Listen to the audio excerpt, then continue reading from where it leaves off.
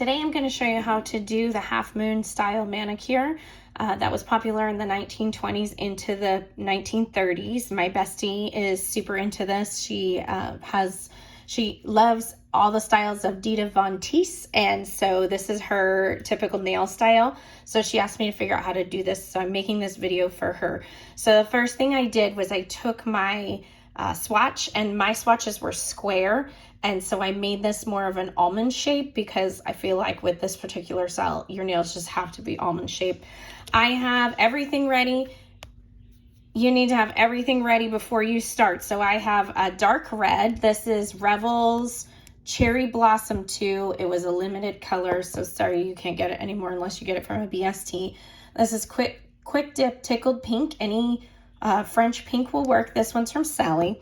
I usually use a cupcake wrapper. This is a cupcake wrapper, and this is just like a little demi-tasse spoon.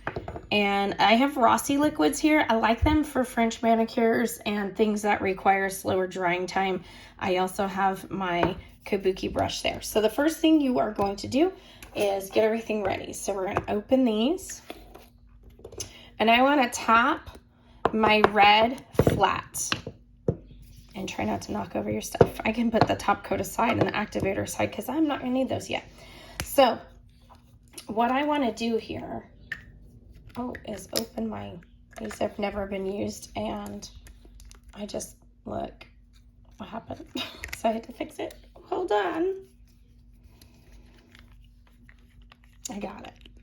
All right, so what I want to do is I want to put a pretty good thick coat on here. That's a lot. I mean, not quite that much. But I want to make sure I work pretty quickly with this. So I'm going to tap this flat again, and I'm going to dip it in an angle. Your angle is going to determine your curve. So I'm going to tap that off. I'm going to grab my demi-tasse spoon, and I'm going to pour over that French pink.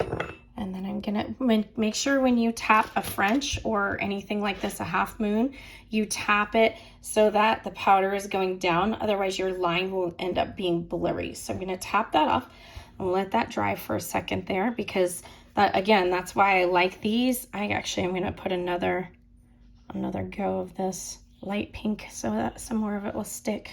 Yeah, because that was good and wet still. So I'm tapping that off. I'm gonna let that settle and dry a little bit before I brush it off, because I don't want to mess that up, because Rossi dips are a little bit slower drying. That base dries a lot more slowly. I don't typically use it for just a regular manicure, but I do really like it for something that I need more time, like a French. Also super great for beginners. So I'm going to go ahead and brush that. Okay, so here's where we're at right now. You can see there's a little bit of a line there. That's because I slowed down when I was dipping. So you're going to see what's happening there. You want to dip a little more quickly than I did that time. So I'm going to go ahead and tap that out again. Actually, I think I got a little bit of the pink in the top, so I'm going to mix it. Just mix it right in there. All right, so I'm going to put another layer of base.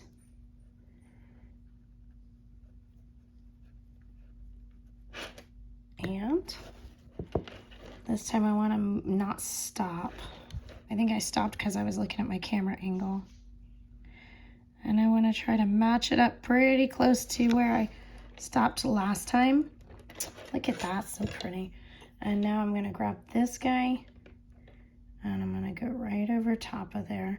And some of it's going to stick to the red, but in my last swatch, I found that it really didn't make much of a difference.